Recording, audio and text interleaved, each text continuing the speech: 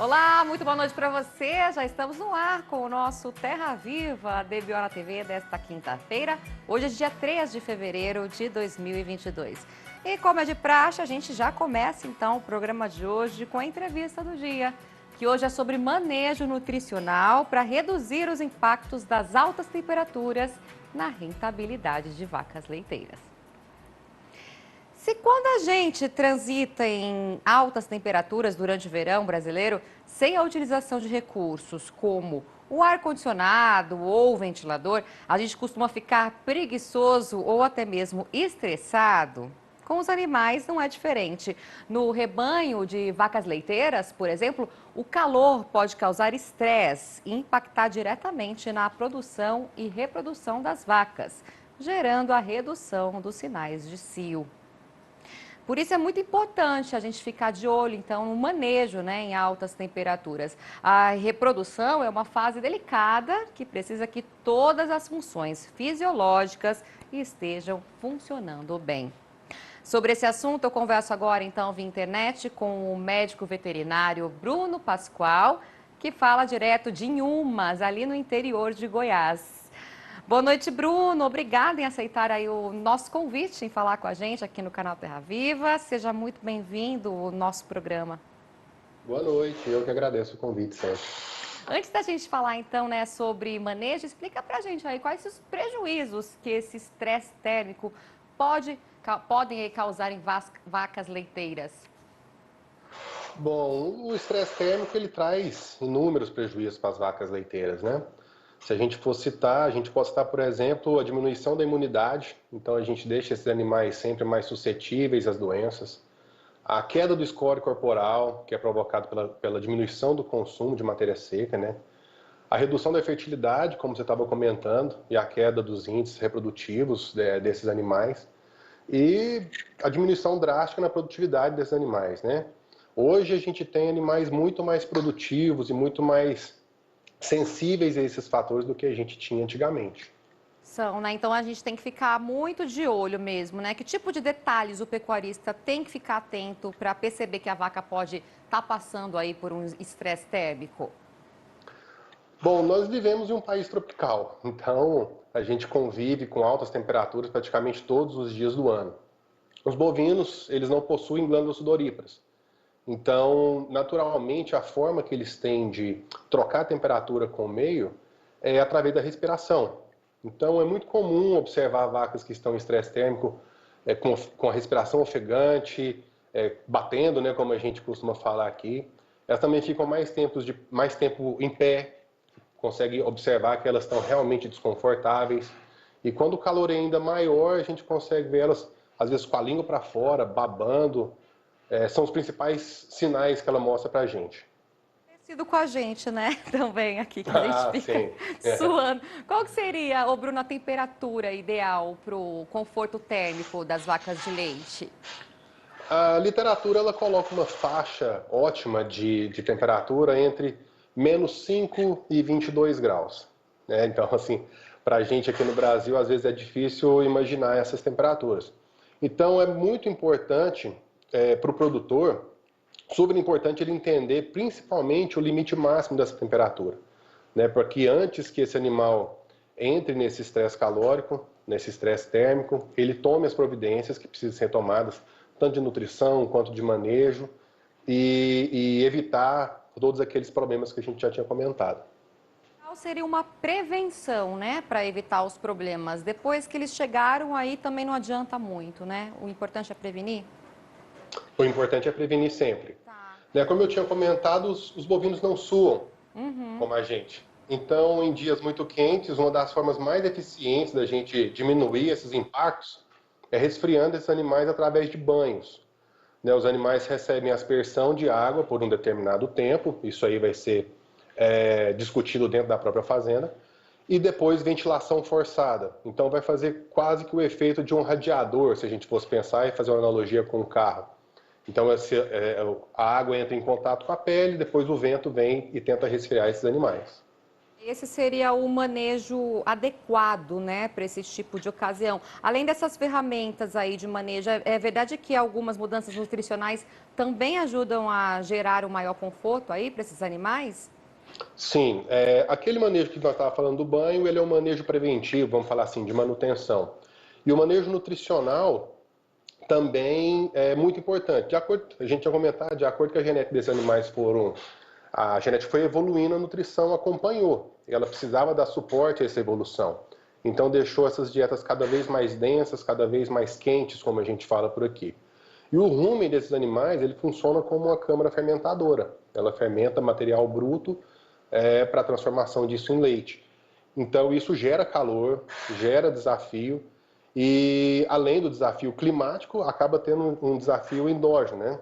Então existem hoje, por exemplo, pensando em nutrição, fontes energéticas alternativas, não fermentativas e que conseguem dar para o animal tudo que ele precisa de aporte energético, mas sem a fermentação.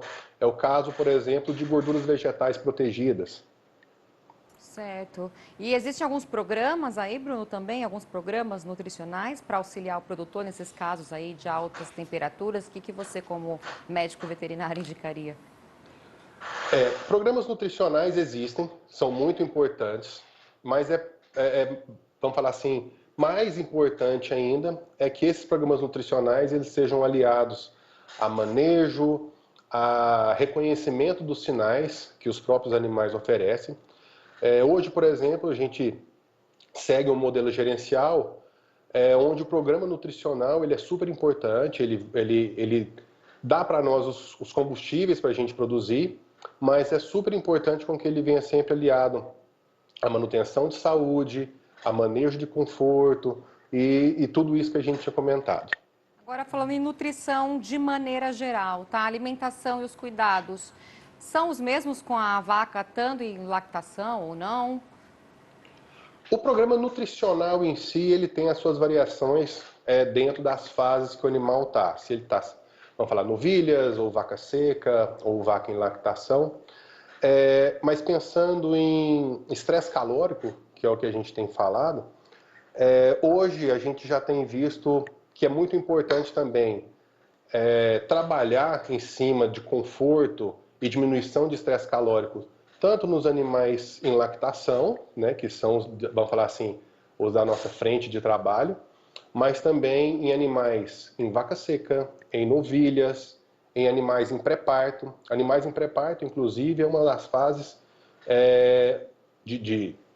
vamos falar, de 28 dias, 21 a 28 dias de pré-parto. É uma fase de suma importância porque é onde esse animal está sendo preparado para o parto, para o pós-parto e o início de lactação. É um período muito delicado, né, que merece muita atenção. Só para a gente Muito. encerrar, então, o nosso bate-papo, Bruno, a gente está falando, né, de nutrição da vacada no caso de altas temperaturas. Deixa aqui, né, outros cuidados que o produtor, então, deve ter com a alimentação das vacas de maneira geral aí, para a gente encerrar o nosso papo. Bom, é importante, antes de mais nada, que o produtor ele tenha conhecimento da sua realidade, da realidade da sua região, da necessidade dos seus animais, para que todos esses manejos e todos esses programas que a gente vai colocar, tanto um programa de manejo, gerencial, um programa nutricional, que ele seja desenhado para a sua realidade. A gente vê muitas vezes o produtor buscando informações e querendo copiar. Eu acho que é muito mais importante a gente buscar o modelo e adaptar isso para a sua realidade, que aí eu acho que é a forma mais tranquila de você atingir o sucesso. Perfeito. Eu falei então com o Bruno Pascoal, ele que é médico veterinário ali de Goiás. Muito obrigada pelas dicas e pelas informações, Bruno. Eu que agradeço. Muito obrigado. Uma ótima noite para você e até uma próxima. Até. E agora nós vamos para um rápido intervalo e já voltamos com mais informações da pecuária leiteira para você. Fique com a gente aqui no Terra Viva, sempre cultivando o melhor do país, porque a gente já volta. De volta com o Terra Viva, DBO na TV, e a gente continua falando de pecuária leiteira. Agora, sobre a mastite clínica e subclínica, porque durante o programa Bem da Terra, do canal Terra Viva, a apresentadora Renata Maron conversou sobre o assunto com o médico veterinário Eduardo Pinheiro. Além de explicar as diferenças entre os dois tipos de mastite, ele também falou sobre prevenção e tratamento da doença. Acompanhe um trecho da reportagem. A principal diferença é que a mastite clínica ela é visível ao produtor. Então, ela é uma doença, a mastite é a inflamação da glândula mamária, e a mastite clínica a gente consegue perceber ela, porque existem alterações no leite, grumo, pus, glândula mamária inchada, então a gente percebe que a vaca está doente. Agora, na mastite subclínica, a vaca também tem uma inflamação na glândula mamária, só que a gente não percebe a doença, porque o leite visivelmente está normal. A gente percebe depois, no final do mês, que a contagem das células somáticas da vaca, e muitas vezes do tanque de leite, está alta. Porque as células somáticas são as células de defesa da vaca.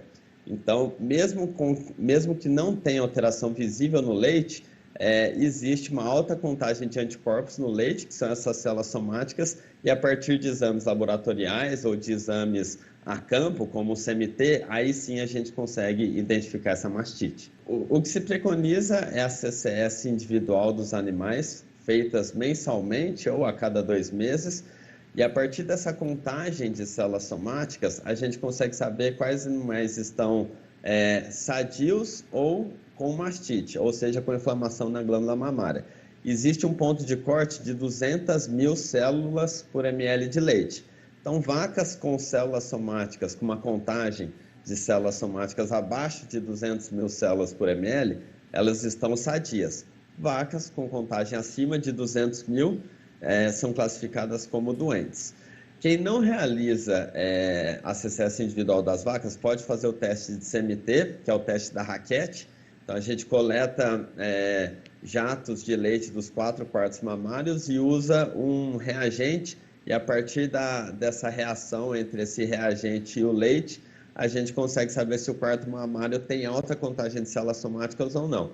Os quartos mamários com alta contagem, esse leite geleifica, e aí a gente sabe que esse leite está alterado. E um passo adiante ainda, Renata, a gente ver por que essas células somáticas está alta, que é a cultura microbiológica. Não adianta eu saber que a glândula mamária está doente e não saber qual é o agente causador dessa doença.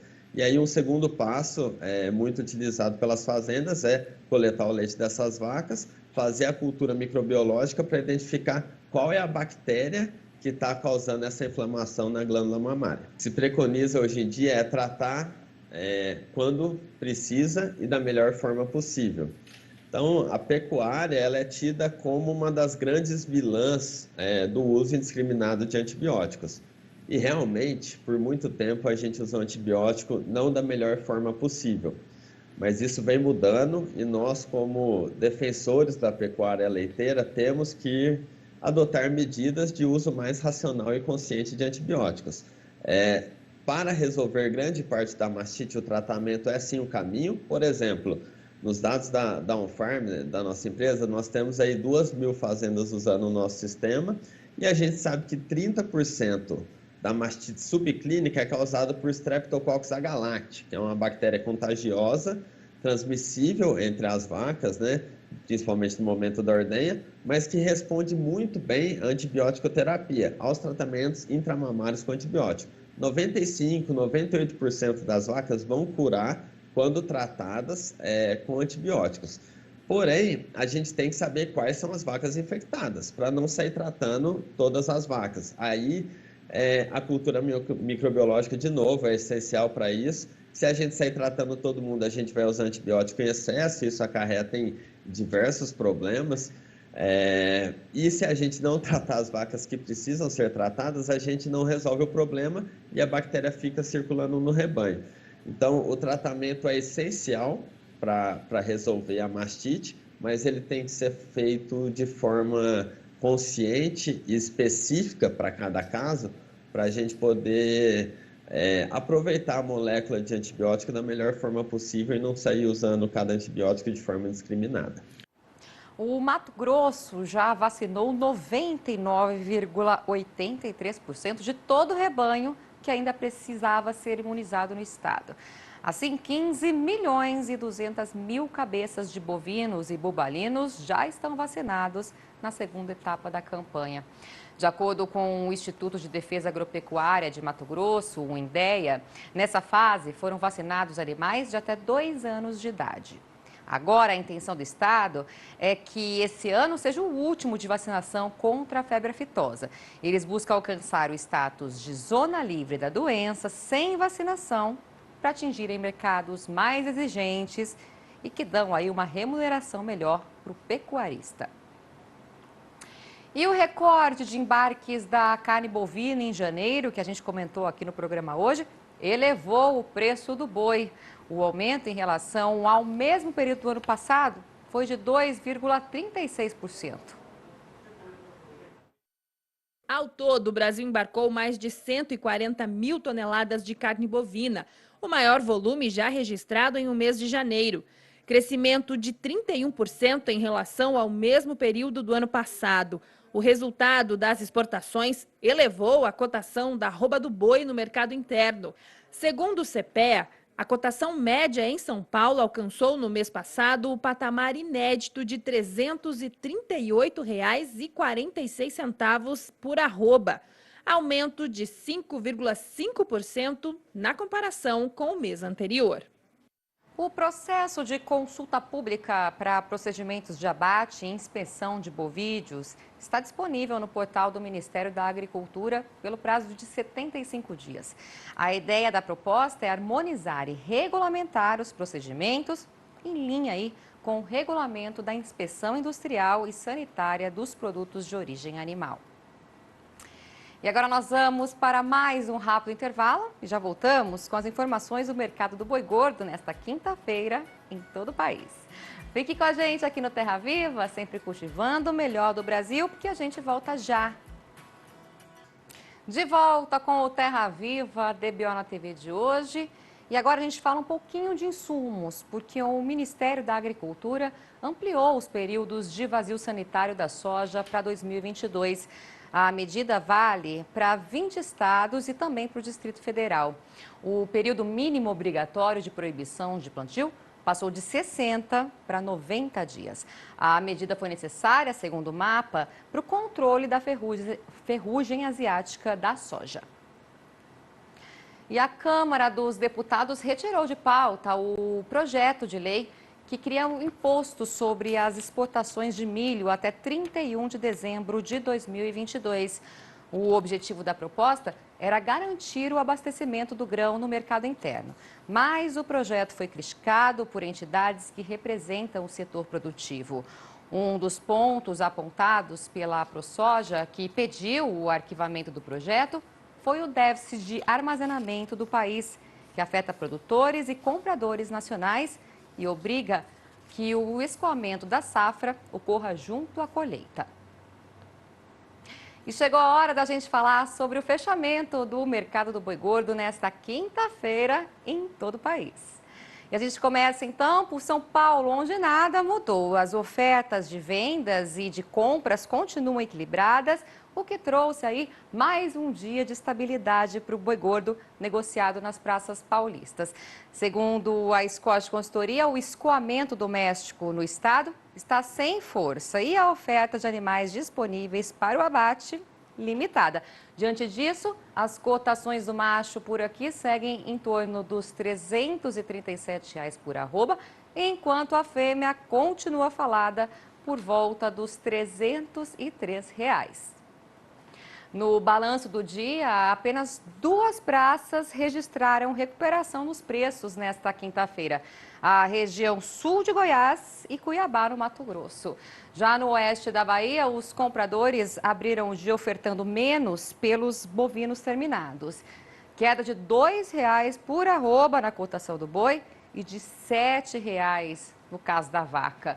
Na região de Belo Horizonte, nas Minas Gerais, a oferta de animais aumentou, puxando os preços aí para baixo.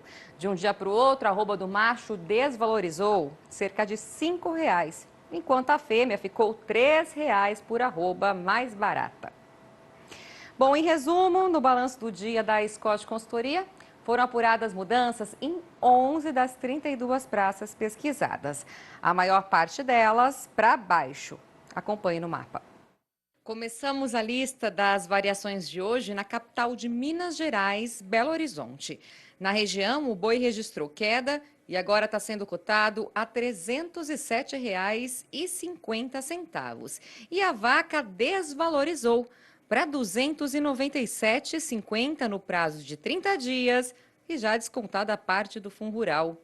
Quem quiser comprar macho no norte de Minas Gerais vai desembolsar no máximo R$ 309,50 e na fêmea R$ 297,50. No Triângulo Mineiro, a única queda registrada foi para a fêmea. Por lá, ela está sendo falada a R$ 305,50. E em Goiânia, capital de Goiás, a vaca também desandou e foi para R$ 285,50. No oeste do Rio Grande do Sul, o boi tropeçou e agora está sendo negociado a R$ 10,85 o quilo vivo, ou R$ 325,50 se o preço fosse por arroba. Na Bahia, a queda foi geral. Na região, agora o macho está valendo R$ 310,50 e a fêmea R$ 295,50. Quem quiser comprar vaca no sudeste mato-grossense não vai gastar mais do que R$ 290,50. No Rio de Janeiro, ela também tropeçou para R$ 290,50. Caiu tudo em Paragominas, no Pará. Por lá, o boi não passa dos R$ 293,50 e a vaca dos R$ 284,50. Na região sul do Goiás, o macho seguiu rumo contrário e registrou uma valorização. Na região, agora ele está cotado a R$ 315 redondos. E a gente finaliza a lista de mudanças do dia com a capital de Mato Grosso, Cuiabá, onde o boi também seguiu morro acima e está valendo R$ 308,50. E o Terra Viva DBO na TV de hoje vai ficando por aqui. A gente volta amanhã a partir das 7h25 da noite com mais informações da pecuária para você. Obrigada pela companhia de hoje. Se cuide, continue usando máscara, álcool em gel. Tenha uma ótima noite e a gente se encontra então amanhã. Tchau, tchau. Até lá.